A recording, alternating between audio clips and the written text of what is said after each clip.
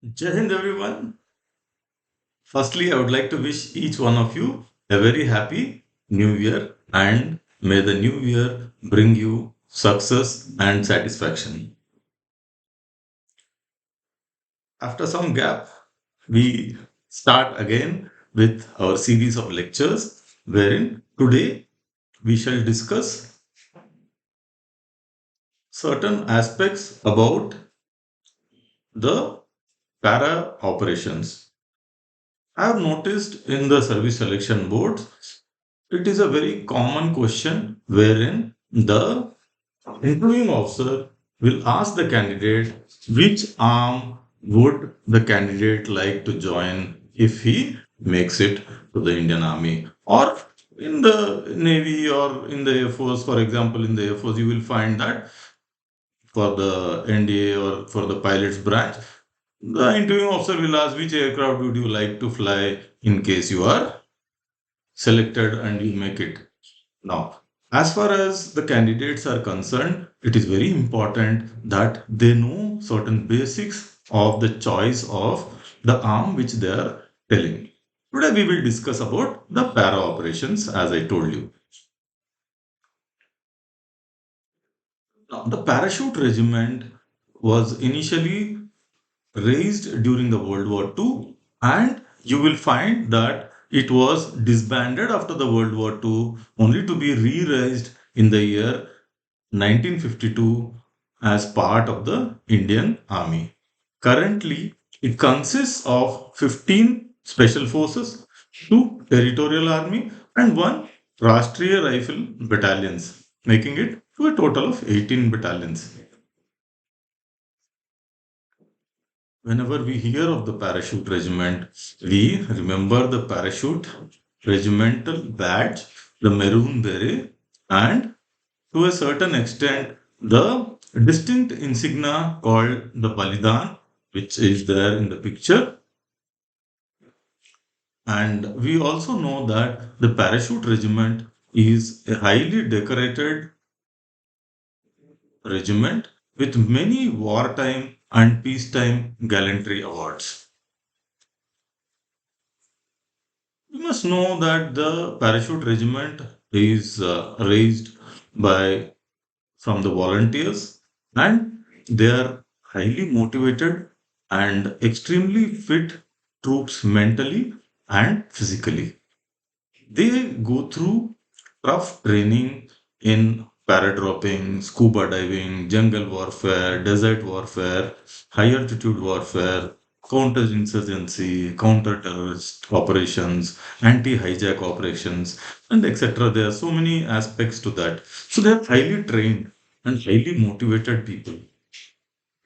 Certain special functions which the parachute regiment takes on are the counter-terrorism and counter-insurgency operations, which I have mentioned. And you will find that they are involved in special reconnaissance and intelligence gathering operations. And you will also find that they are given the task to rescue the hostages. We have seen in the recent past that there are a number of occasions where they operate in rescue operations and they also sabotage the opponent's vital communication infrastructures through covert penetration into their territory and surgical strikes behind enemy lines. There are a number of operations which the parachute regiment has taken on, and like right from our independence and in the 62, 65 wars. Now, there are certain major contributions which the parachute regiment has given to our country. One of them, or some of them, I'll mention now. Like one of them is the Tangel drop of 1971, wherein the two para battalion drop was done on packet aircraft and almost 750 men and material were dropped and they gave a lead in to the Indian Army wherein they entered Dhaka first. And for the leadership shown, Lieutenant Colonel Kulwant Singh was given the Mahavir Chakra for that operation. Now, they were also involved with the Operation Cactus of 1988, wherein the president of Maldives was saved, and it was a very successful operation. It was done on the IL-76 aircraft launched from Agra. Now, the Parachute Regiment has also been involved with counterinsurgency, counter-terrorism operations on numerous occasions. During the Kargil conflict, also it had contributed a lot, especially in the Batalik sector. Now, we have also seen that the para special forces have been involved in many UN operations, surgical strikes, and also many unsaid clandestine operations. The other special forces, which the para regiment and the special forces, they cooperate and work in tandem as the Marcos of the Indian Navy or the Marine Commando Force. And in the Air Force has got its own Garud Commando Force, wherein you will find that these people act in tandem. And you also know that the Special Action Group of the NSG, there are Indian Army officers who go on deputation there. Like we know that Major Sandeep Unnikrishnan, who had participated in 2611 attacks, is actually from 7 Bihar Regiment.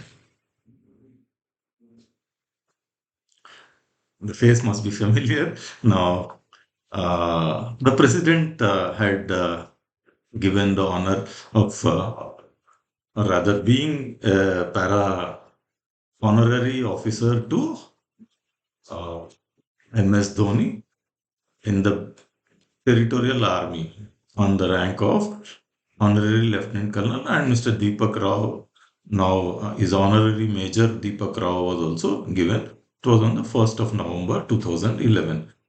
Now, once we answer certain questions about the regiment, the interviewing officer will then ask us about how does a parachute work. It appears very simple, but at that time, until unless you are prepared, maybe you will find it difficult to answer. So I thought we should go through that. A parachute is a device that slows down the object's motion by increasing the air resistance. Basically, what does this parachute have? It's got a canopy and it's got certain suspension lines or where the strings are there, which can be utilized to a little bit for maneuvering. And there is a harness where they are all attached. And if you see the forces which are acting, the gravity force is what pulls the paratrooper down, and certain amount of the force which is there, air resistance which will be there, created because of the canopy and the aerofoil structure which is there, excuse me. It is like a free falling light strong fabric. So the air resistance is what reduces the acceleration of descent basically. Any free falling object, as we all know, you studied from fifth, sixth class, that it descends with an acceleration of the Earth's gravity, which is about 9.8 meter per second square. And if we can reduce with the help of a parachute, where the speed rate of descent reduces to 5 to 6 meters, depending on the height which we have got, and then we will find that the person lands safely. The other usages are like you will find that apart from paratrooping, the parachutes are used for deceleration in the fighter aircraft or race cars, and also by certain athletes to improve their performance. Now, what are the types of parachutes, which probably predominantly we will talk of what the Indian Army is using, or even the Indian Air Force. Now, there is something called as a static parachute, in which it is about low altitude and low opening. Generally, you will find that the static parachutes are deployed for large number of troops, wherein you will find that the height at which, or the altitude or the height at which they are dropped is about 1,000 feet above the ground to 1,500 feet above the ground. Now, the other kind of parachute, as shown in the picture, where you can find a white overall person is there from the Akash Ganga team. Now, this person is using a maneuverable parachute. Now, if you see the aerofoil structure of that and the kind of maneuverability this parachute has got, the static parachute will not have.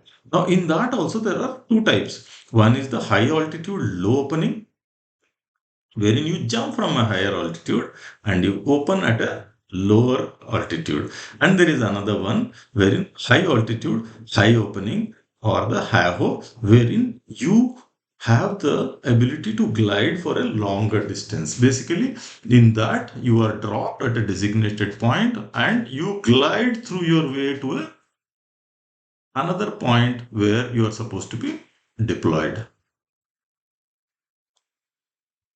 Now, little about the static lines. It has got restricted glide capability or maneuverability, as I told you, because as soon as they jump, the parachute will open on its own with the static line mechanism. The paratrooper doesn't have to do anything because it will open on its own.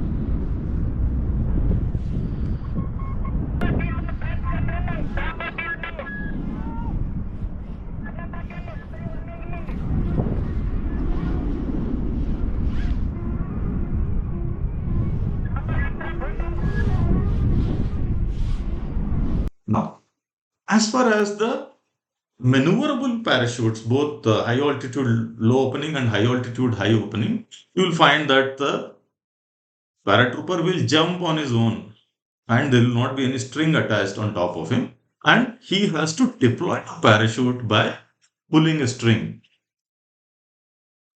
And that is done at a designated height or altitude after he jumps from the aeroplane, as I told you. Now the paratrooper can maneuver the chute to land at a designated place, and you will find that they will be around, there will be a particular target and the area where they are supposed to be reaching. And these are done by tactical planning.